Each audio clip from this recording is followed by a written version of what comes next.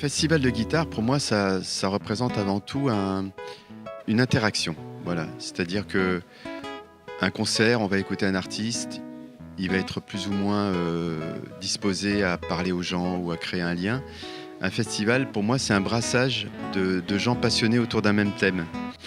Donc c'est indispensable qu'il y ait ce climat-là, où d'un coup, les artistes restent disponibles pour les gens.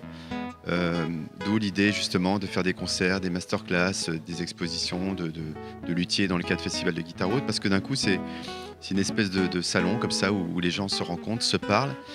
Et nous, en tout cas, là je parle pour moi, moi j'ai besoin de ça. C'est-à-dire qu'on fait un travail un peu de solitaire quand on écrit, on compose, on travaille, on prépare un concert.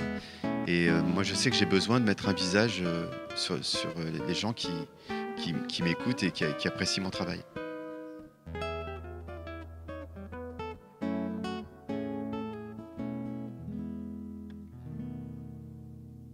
J'adore proposer aux gens autre chose qu'un concert, mais plutôt un spectacle.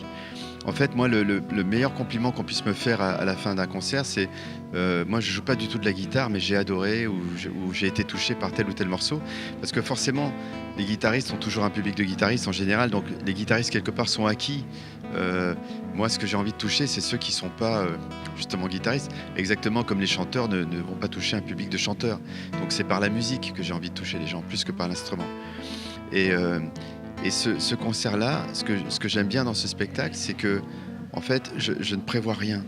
J'ai juste une liste de morceaux, je vais piocher et je choisis des morceaux dans la chronologie. Et forcément, comme évidemment je connais mon parcours, je vais raconter des anecdotes liées aux morceaux que je vais choisir. Et je sais que les gens, ça leur permet de mettre une vie, une histoire derrière un morceau de musique. Et pour moi, c'est évident en fait, je ne fais rien d'autre comme spectacle que ce que j'aimerais voir moi. C'est-à-dire, quand je vais voir un artiste, j'ai envie de savoir à qui j'ai affaire. Je veux pas tellement voir ce qu'il fait, mais voir ce qu'il est plutôt, son identité. Donc forcément, s'il se révèle, s'il parle, ben du coup, les gens qui venaient me voir après le concert, ils avaient l'impression de me connaître, parce que je leur ai raconté plein de choses.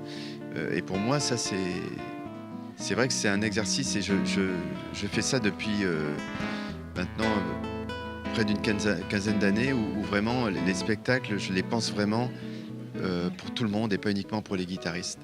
Le spectacle que je prépare sur Brassens, ça va être la même chose. Ça va être la musique de Brassens sur des arrangements de guitare qui vont être riches. Mais voilà, je vais mettre en scène la voix de Brassens, il va être présent, il va être là, donc ça sera autre chose qu'un récital de guitare, en fait.